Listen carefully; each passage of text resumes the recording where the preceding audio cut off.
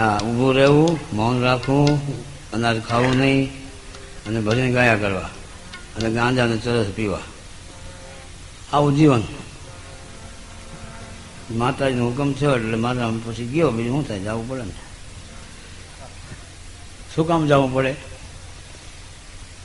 એ તમને વાતની યાદી હું આપું તો કદાચ ઘણાને ખ્યાલ હશે કે રાજકોટમાં કાનજીભાઈ નાગૈયા કરીને હતા, એમને ત્યાં આઈમાં પધારેલા.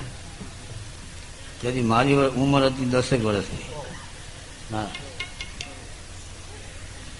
બધા કે માતાજી પધાર્યા છે, માતાજી પધાર્યા છે, માતાજી પધાર્યા. એટલે મને એમ કે આપણે દર્શન તો કરી આવી, માતાજી કોણ છે મને આ કાંઈ ખબર નહીં. આ છોકરાઓને શું ખબર હોય માતાજી શું કહેવાય. છતાં હું તો ગોતતો ગયો. ત્યાં બધા અડીખમ કવિઓ બેઠેલા, મોટા મોટા પાઘડીવાળા, મોટી દાઢીવાળા, અને આઈમાં એક સિંહાસનમાંથી બિરાજતા હતા. બધાની પાછળ મારા ઊભો રહ્યો, જ્યાં બૂટ ને જોડા પડ્યા હોય ને ત્યાં ઊભો રહ્યો. ત્યાં એ ઈશ્વર સાક્ષી કહું છું, જે બની હકીકત. આમ કે નામ ઊભો રહ્યો. માતાજીની દ્રષ્ટિ ફરતા ફરતા મારી પર પડી. મારા પર દ્રષ્ટિ પડી એટલે એક ભાઈ હતા, એને પૂછ્યું કે ઓલો છોકરો કોણ છે? તો બધાએ કીધું અમે નથી ઓળખતા. ક્યાંથી ઓળખે? એને બોલાવો. એટલે બીડીવાળા કહેવાતા મૂળુભાઈ મૂળિયા ને, એ મૂળુભાઈ મૂળિયા. એણે મને આમ કર્યું એટલે હું સમજો ને. મેં કીધું કોકને કહેતા છે, આપણે ન જ કે એમ.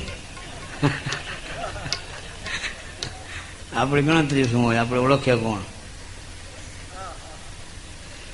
એટલે મેં કાંઈ જવાબ નહીં આપ્યો. એટલે એને પણ ખીજાઈને આમ કર્યું 2 વાર. ગરમ થઈ કે અહીંયા હાલ નથી સાંભળતો. એટલે મેં એમ પૂછ્યા મને કહો? તો કે હા તને. હાલો ભાઈ. ગયો માતાજીને આમ પગે લાગ્યો. બેસી જાય. બેસી ગયો. કેવા છો? સારા છો? હાલ સ્વામી ના થોડું કહેવાય.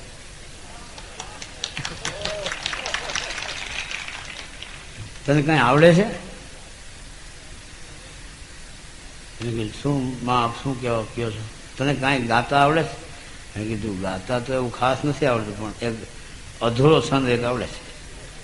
અધૂરો છંદ 2 લીટી આવડે છે. 2 તો 2 બોલ. મેકરણરામજીની બનાવેલો એ છંદ હતો, એટલી મને ખબર હતી.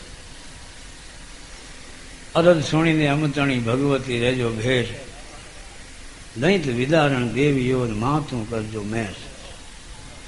માત સતયુગથી લડાવ્યા લાડતે પહાડ, હિમાલય સ્થાન દીધું.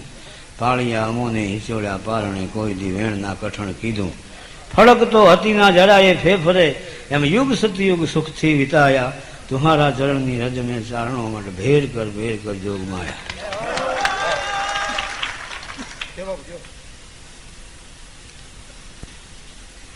એટલું બધું તમે ઉભો થા. એટલે ઉભો થા. હા યાર પાસે જઈને મને તેડીને ખોળા બે માથે હાથ મૂકે. આ છોકરો જીવ છે, દુનિયામાં નામ કરે છે.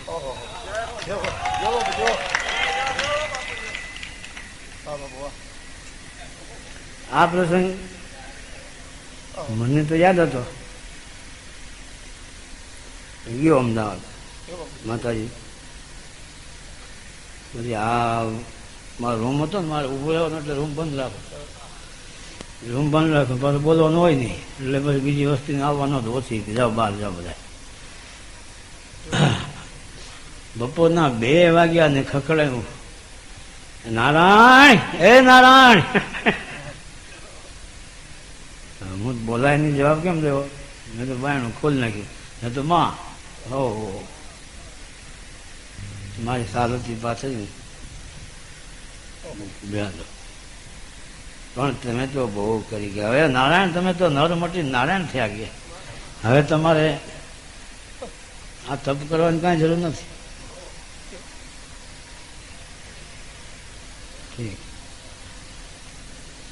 પણ ભજન સાંભળવા છે દેવ તો સાંજે ગાય લખીને આપ્યું માતાને કીધું સાંજે હું ગાઈશ અટાણે બોલતો નથી નિયમ છે એવું રાતે હતા ભજન રાખ્યા અને એમાં સોનલા વાટકડી ભજન ઉપાડ્યું ભાઈ મારા સામે કોઈ કુદરતી ઉપડી ગયું અલૌકિક વસ્તુ બની સૂર તાલ મેળ બધું સાજ એવા હરખા ઉતરી ગયા અને માતાજી આખા ધ્રુજે આખો સજ પાણીની ધારો થયા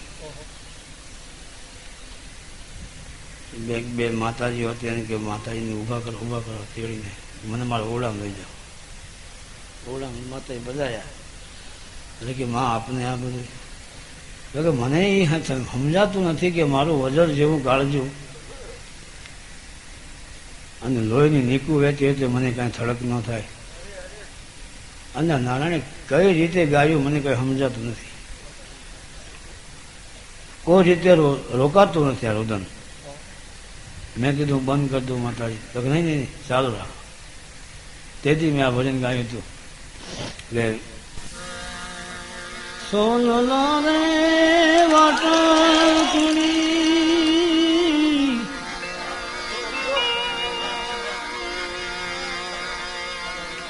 રૂપલા કંસડી આજ બાળુનો જોગી નાવા બેઠો રે ભરતડી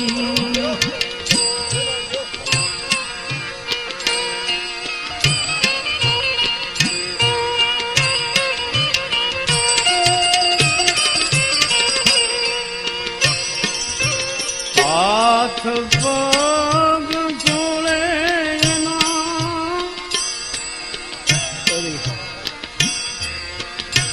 એ ઘરની અક્ષત્રી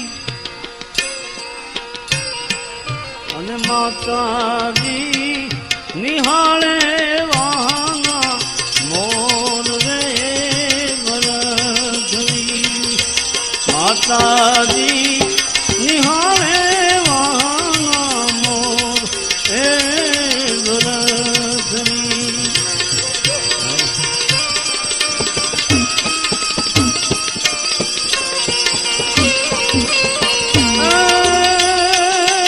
મોર રે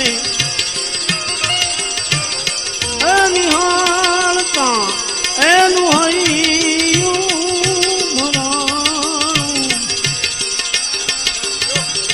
એના મેળને આંસુડાની ધારું રે ભરતડી મેળને આંસુડાની ધારું રે ભરતડી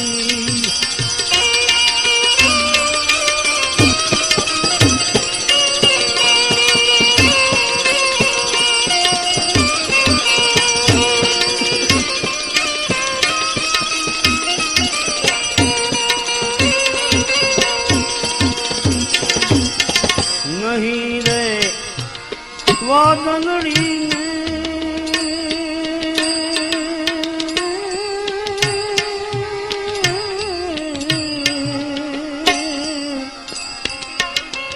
નહીં વીજળી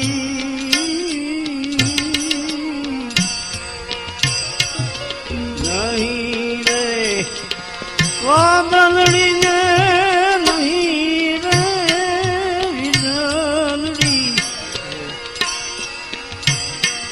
આવો ચિંતાના એ નીર ક્યાંથી આવ્યા રે ભરતડી ઓ ચિંતા નીર ક્યાંથી આવ્યા રે ભરતડી